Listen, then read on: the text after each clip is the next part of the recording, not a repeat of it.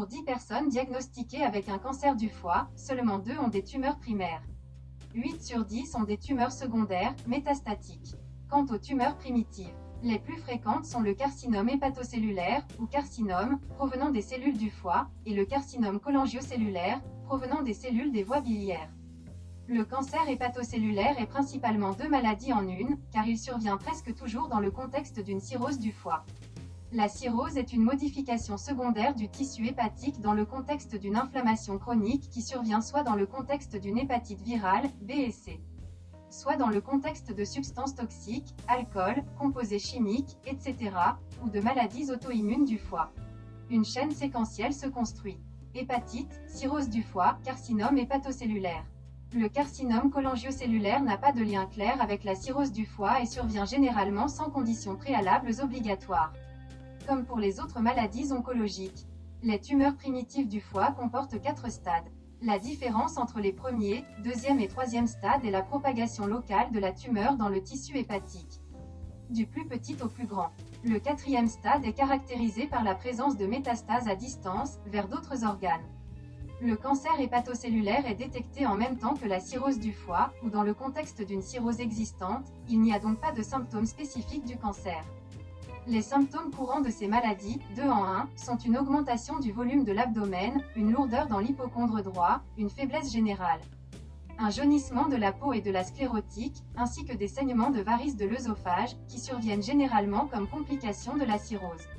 Avec le cancer cholangiocellulaire, les symptômes peuvent être inconfort et douleur dans l'hypocondre droit, perte de poids corporel et d'appétit, jaunissement de la peau et de la sclérotique.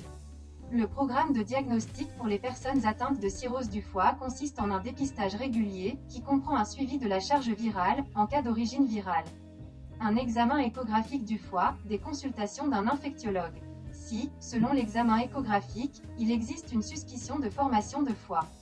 L'étape diagnostique suivante consiste à effectuer une tomodensitométrie, imagerie par résonance magnétique, et si une tumeur est présente, une confirmation histologique par biopsie. Un algorithme similaire devrait être utilisé pour le cancer cholangiocellulaire. La plupart des patients atteints de carcinome hépatocellulaire ne sont pas candidats à un traitement chirurgical. Cela est dû à 2 problèmes principaux, la gravité de la cirrhose du foie et la propagation du processus tumoral. Les patients atteints de petites tumeurs peuvent être traités chirurgicalement, soit par ablation partielle du foie, soit par transplantation hépatique. Dans le cas de tumeurs modérément propagées avec présence d'une cirrhose modérée, la principale méthode de traitement est l'introduction d'un médicament chimiothérapeutique avec un chevauchement du flux sanguin vers le foyer correspondant, chimioembolisation transartérielle. Avec les formes répandues, la méthode de choix est la thérapie systémique, immunothérapie, qui est un analogue de la chimiothérapie, mais avec des mécanismes d'action différents. En cas de stade tumorose étendu associé à des formes terminales de cirrhose, aucun traitement spécifique n'est utilisé. La principale méthode de traitement du cancer cholangiocellulaire est chirurgicale, à savoir l'ablation partielle du foie. Une autre méthode de traitement est la chimiothérapie, qui peut être utilisée avant et après la chirurgie, ainsi que dans les cas où un traitement chirurgical n'est pas indiqué. Les autres méthodes de traitement sont inefficaces. Il n'y a pas de rééducation spécifique après traitement de ces types de tumeurs.